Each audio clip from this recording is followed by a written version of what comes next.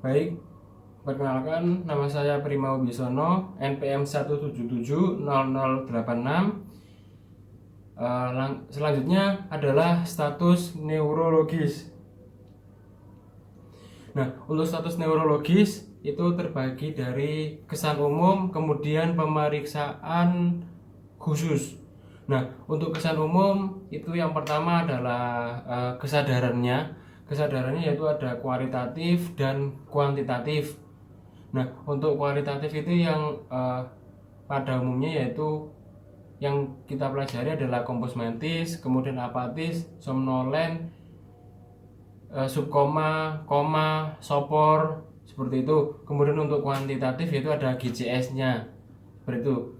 Nah, selain kesadaran, yang selanjutnya ada pembicaraan. Nah, pembicaraan ini ada disantri, monoton, scanning. Kemudian ada afasia. Nah, afasia ini ada sensorik, motorik, dan amnestik. Nah, kemudian untuk pemeriksaannya yang selanjutnya, pemeriksaan kesan umum selanjutnya adalah kepala. Nah, pada kepala ini kita lihat bisa ada bentuk atau besarnya, kemudian simetri atau tidaknya, sikap paksanya, kemudian tortikolisnya, kemudian muka juga kita melihat apakah ada miopatik, full moon, mas atau topeng, dan lain-lain. Kemudian kita memasuki pada pemeriksaan khusus. Nah, untuk pemeriksaan khusus ini ada yang pertama yaitu rangsangan otak. Nah, rangsangan otak itu kita bisa melakukan pemeriksaan yaitu ada kaku kudu, kemudian lasekui, kemudian ada kemik, Brudzinski tanda leher, Brudzinski tungkai, Brudzinski tanpa pipi, tanda pipi, kemudian Brudzinski tanda sifisis pubis. Kemudian yang kedua itu ada saraf otak. Nah, pada saraf otak itu kita bisa melihat ada nervus satu, yaitu anosmia, hiposmia, parosmia, dan halusinasi. Kemudian yang nervus 2 yaitu ada visus, yojana penglihatan, melihat warna, dan fundoskopi. Kemudian yang selanjutnya itu ada nervus 3, 4, dan 6. Nah, yaitu ada kedudukan bola mata, kemudian pergerakan bola mata. Nah, untuk pergerakan bola mata ini entah ke nasal, entah ke temporal atas, ke bawah, atau yang lainnya seperti itu. Kemudian juga celah matanya atau ptosis. Kemudian dari pupilnya juga bentuknya bagaimana. Untuk pupilnya itu bentuknya kemudian lebar, kemudian perbedaan lebar antara kanan kiri, simetris atau tidak simetrisnya, kemudian reaksinya, reaksi cahaya langsung, reaksi konsensuil, kemudian reaksi akomodasi dan konvergensi. Kemudian ada nervus 5. Nah, untuk nervus 5 ini ada cabang motorik dan sensorik. Untuk cabang motorik itu otot masseter, otot temporal, dan otot pterygoideus. Kemudian untuk cabang sensorik itu ada cabang sensorik 1, 2, 3.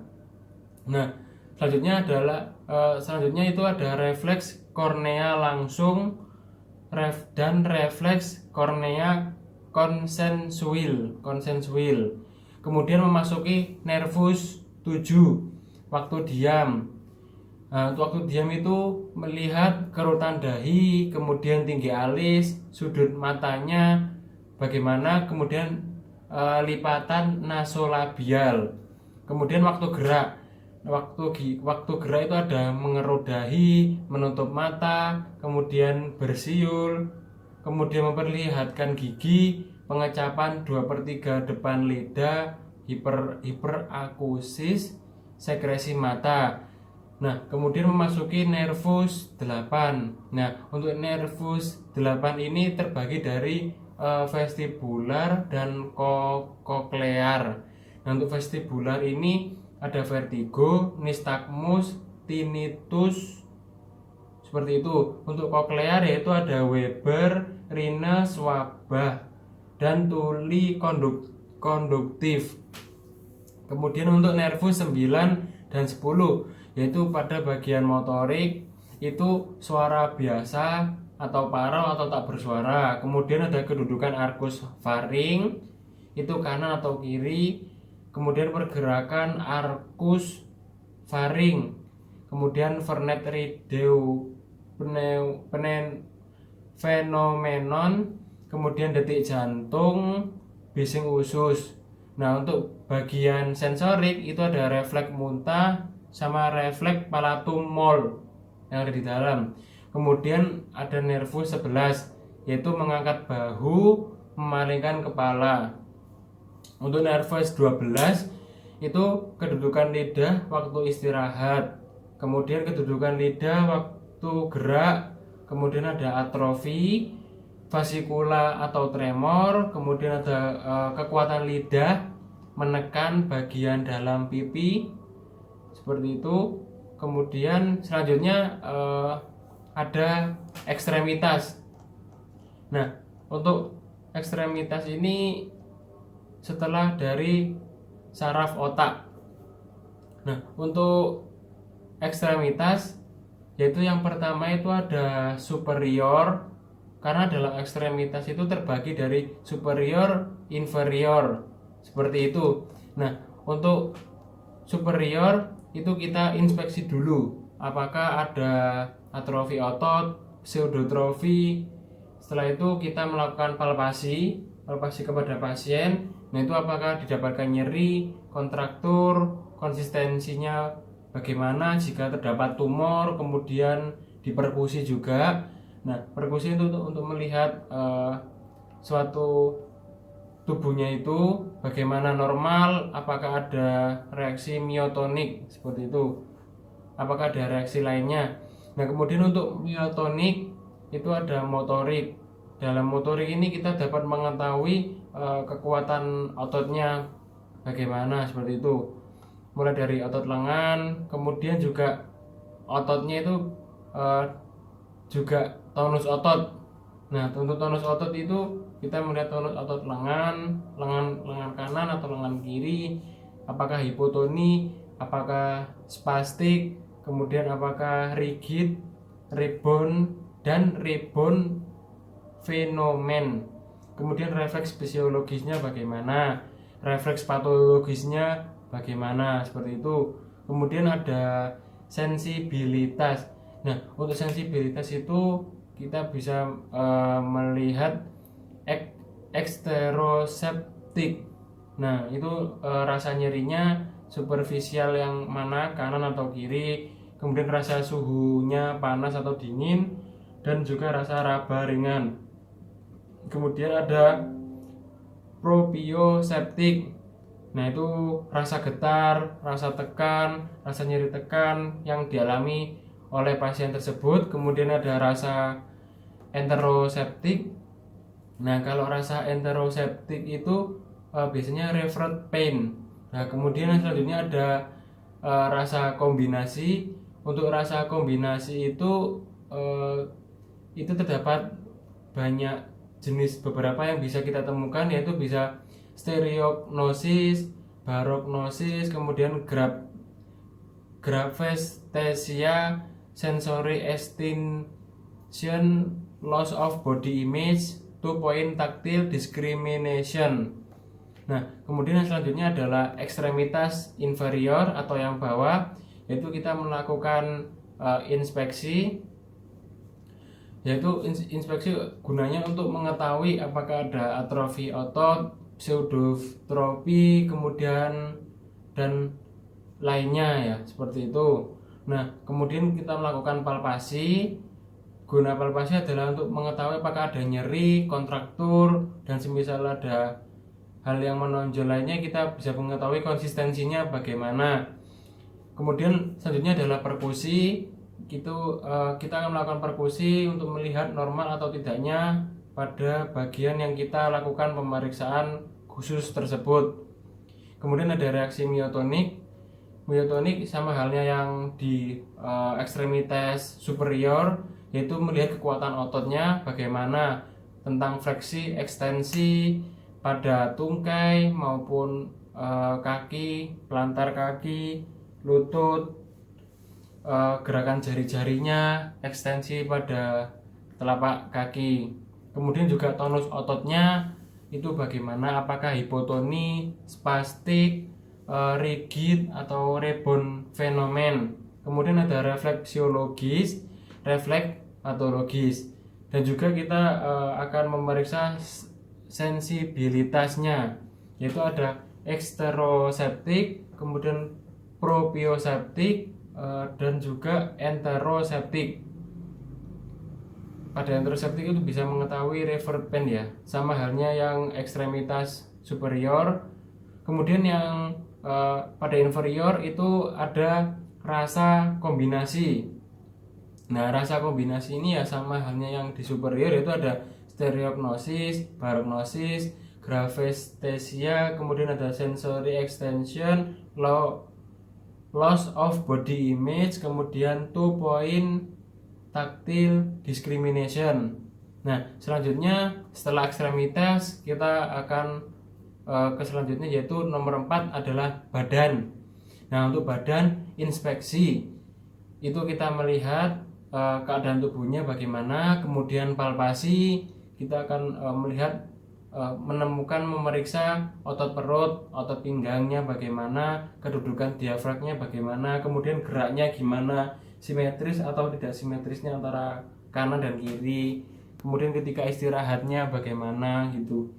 Kemudian melakukan perkusi untuk mengetahui keadaan dari badan tersebut, apakah redup, sonor, seperti itu. Kemudian motoriknya, nah untuk motorik itu kita bisa melihat gerakan cervical vertebrae ketika fleksi, ekstensi, rotasi, kemudian ketika lateral, deviasi, seperti itu. Kemudian gerakan dari tubuhnya itu membungkuk, apakah membungkuk, ekstensi atau lateral, deviasi. Kemudian juga ada refleksnya, yaitu refleks dinding abdomen, kemudian refleks interscapula, kemudian refleks glutea, kemudian refleks cremaster, kemudian ada refleks anal juga. Kemudian yang selanjutnya, yang kelima, yaitu adalah columna vertebralis. Nah, untuk columna vertebralis itu kita bagiannya bisa memeriksa kelainan lokal. Kelainan lokal itu seperti skoliosis, kemudian ada kifosis, ada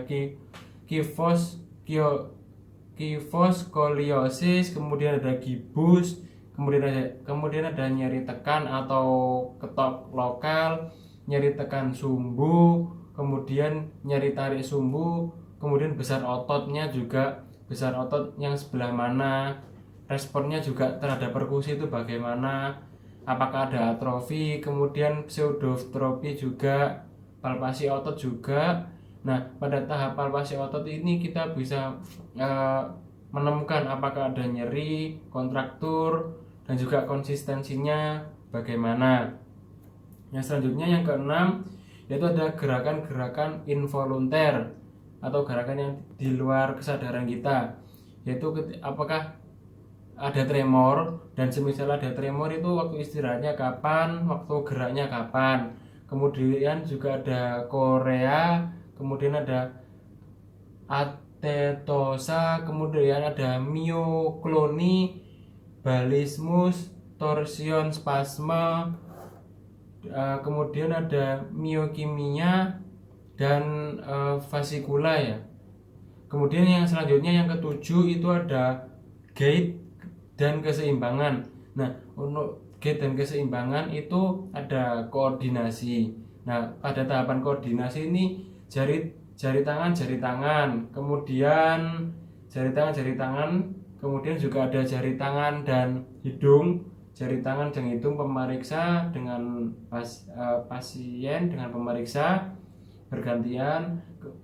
Kemudian ada jari tangan, kemudian ada ibu jari kaki dan ibu jari tangan, yang memegang itu, kemudian ada tumit dan lutut, kemudian ada yang pronasi, supinasi, kemudian ada tepuk lutut yang telapak dan punggung lutut, kemudian ada selanjutnya ada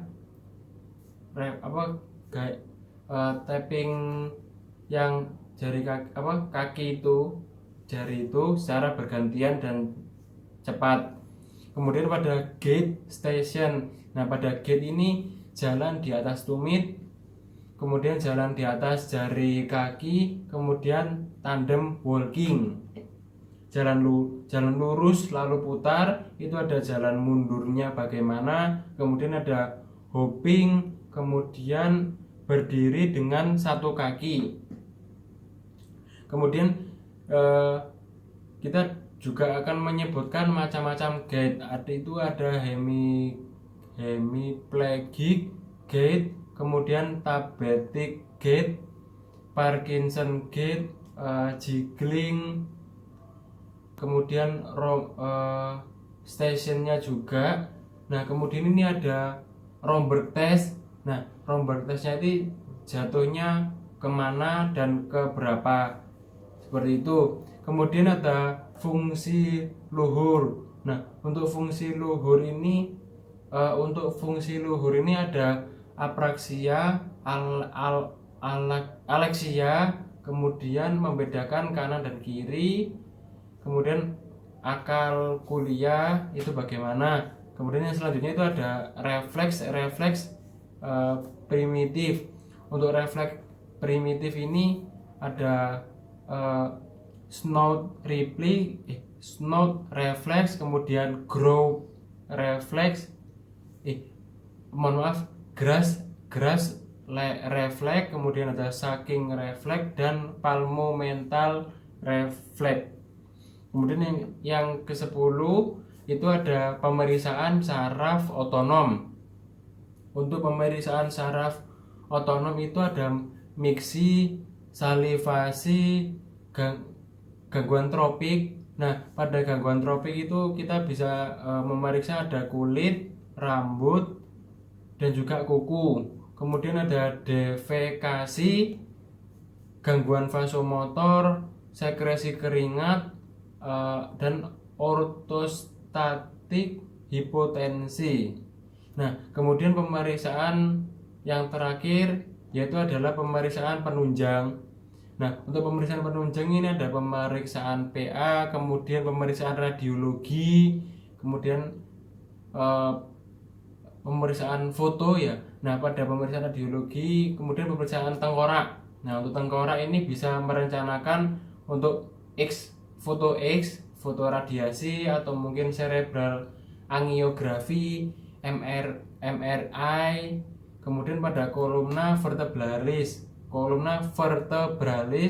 ini ada foto X-ray, kemudian CT scan, kemudian MRI, kemudian ada myelografi. Nah kemudian pemeriksaan EEG, kemudian ada pemeriksaan esoencelografi, kemudian ada pemeriksaan elektrodiagnostik. Nah pemeriksaan elektrodiagnostik ini ada elektrik stimulasi dari saraf, perifer, dan otot. Kemudian ada pemeriksaan laboratorium dan pemeriksaan tambahan lainnya. Sekian dari saya mengenai status neurologis. Mohon maaf apabila terdapat kurang atau hal yang lainnya yang tidak sesuai. Terima kasih. Sekian dari saya. Mohon maaf.